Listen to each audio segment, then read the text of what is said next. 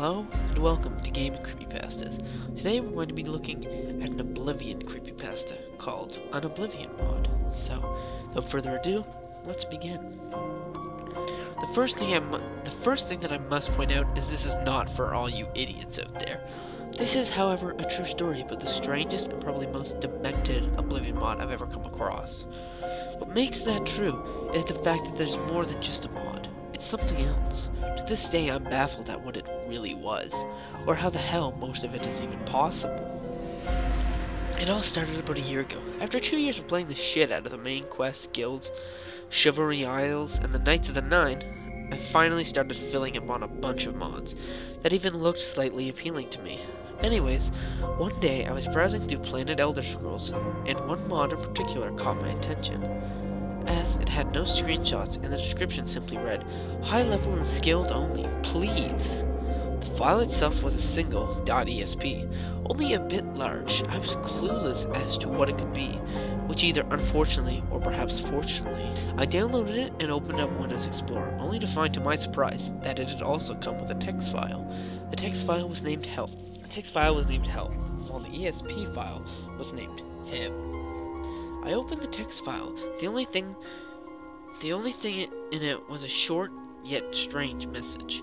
Kill him after he killed her. Lost game disk. Someone else do it, or curse. I couldn't help but laugh after reading the lack of meaning and grammar in the note. I should have known it was probably just some 10-year-old noob modder trying to make a pathetic quest. But I decided to proceed while placing it into my data, as it may have been a foreign uploader, and maybe it would be some interesting mysterious plot. I checked the .esp and started up the game. Upon loading my character, a level 71 Imperial Knight named Joe for the hell of it, I immediately spawned in a pitch-black cave with no music or typical ambiance.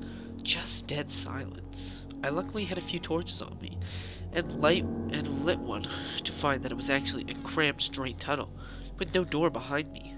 I had no choice but to advance forward. After about 10 seconds of running, I entered a large chamber with a single small door at the opposite side.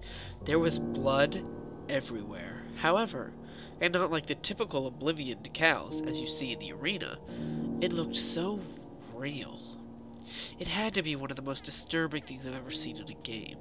I was even able to see teeth scattered in some places, along with a few fingers and bones. All of them looked so much more realistic than Oblivion itself. It gave me the shivers, and I hesitated to open the door, but had no other option. I activated the door. I was now standing in what looked like a typical fort interior, except for the same blood and gore scattered everywhere. I only took about 5 steps when I suddenly heard a distant voice say, "Welcome, player." Now I was annoyed. I had always been a hardcore medieval role player, and breaking the fourth wall like that was enough to make me quit. However, the escape button wasn't working at all. I decided I would attempt to bail out via COC cheating, but the console didn't work either. I couldn't quit, and I couldn't cheat. I progressed forward without encountering any enemies, traps, or containers, just a straight, featureless and very dark tunnel, with no music playing. But I heard faint screams, sort of like tortured souls from hell. I couldn't tell, but I ignored it and just kept looking for something to do in this already abnormal mod. I soon heard the voice again, this time considerably closer and louder. Fucking finally. I'm free. The screaming souls grew louder, and I started to hear the distant running of someone else coming from the opposite side of the dark hallway. Soon a person appeared, a horrifying-looking man, who was only in his underwear and had 3 gunshot wounds in his torso. His head had obviously been cracked open, and he was decaying as well. The most intimidating thing about him was that he looked just as real as anyone in real life, and he was gripping a machete, and seemed to be full of intense rage. He charged at me, screaming, and I held up my steel shield. To my surprise, though, he instead bent down slightly and started hacking away at my exposed legs. My health started to diminish very quickly, as the man was performing many unorthodox maneuvers to counter my game's combat. I managed to heal on a couple health potions I had, and I finally landed a hit. He screamed in agony in a demonic-sounding voice as his model got a giant slice across his chest from where I struck, and then seemed to disintegrate that section of his body. I decided that running and swinging my sword constantly was the best option to avoid his unuseful offense, and according to the meter on my crosshair, finally chipped away half of his health. By now his entire body was burnt up, and his skull showing with glowing red eyes. My armor was starting to break, and my health had only a small fraction remaining. The man was constantly hacking while screaming with insanity. I was lucky to actually deflect any of his attacks with the shield.